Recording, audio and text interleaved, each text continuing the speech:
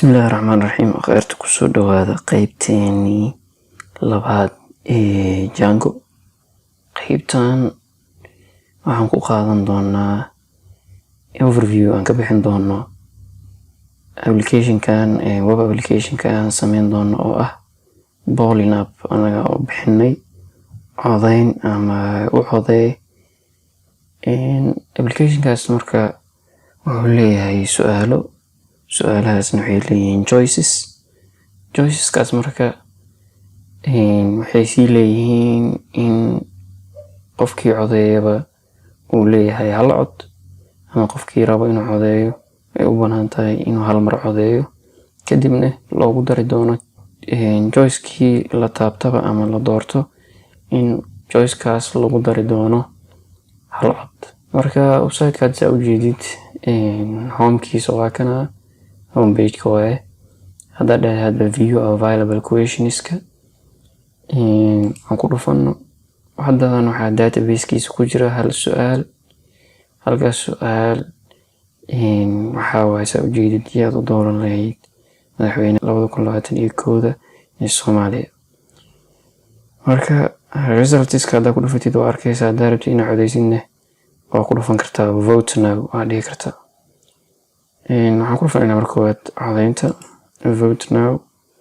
Waxaa kugu jira meeshaan 5 choice.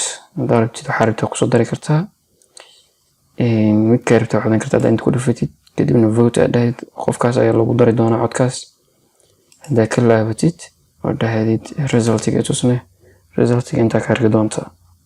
Hadda maadaama meeshaan ujeedid in codadkii ay siman yihiin just adiga application run ama ahan oo macnaha hadda inta qof account intuu sameysto hal mar codeynaa ma qofkii mar walba kusoo laalaaban karo oo authentication malaha.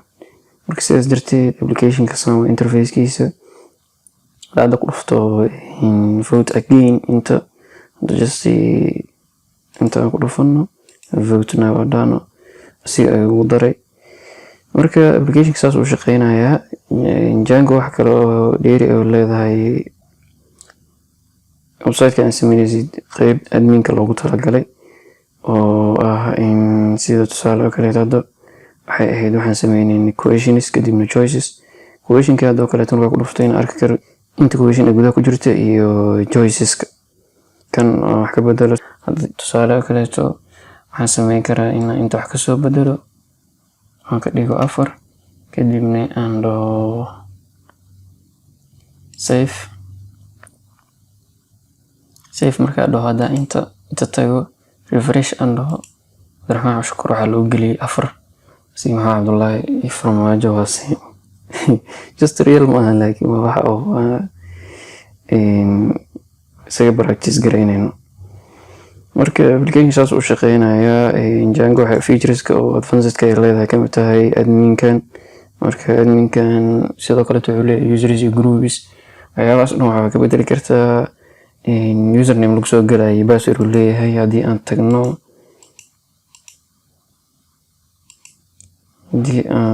hadda mana ogolaanayo laakiin saas jirto oo user iyo password marka hore kusoo galaysaa waxa kasoo abuuraysaa dhanka project-ka waxyaabahaas oo dhan leedahay. Marka application-kan ayaan dhisi doonaa waqtiyada soo socda inkastoo ayaantan jaanis u weynay oo mashquulku iska batay. Rajeynaya inaan mustaqbalka dhow dhammeeno application-kan muuqaalada aan ka sameynano insha Allah. Assalaamu calaykum waraxmatullaahi wabarakaatuh. qaybtii labaad ee Django intaas ayay noo eegtay.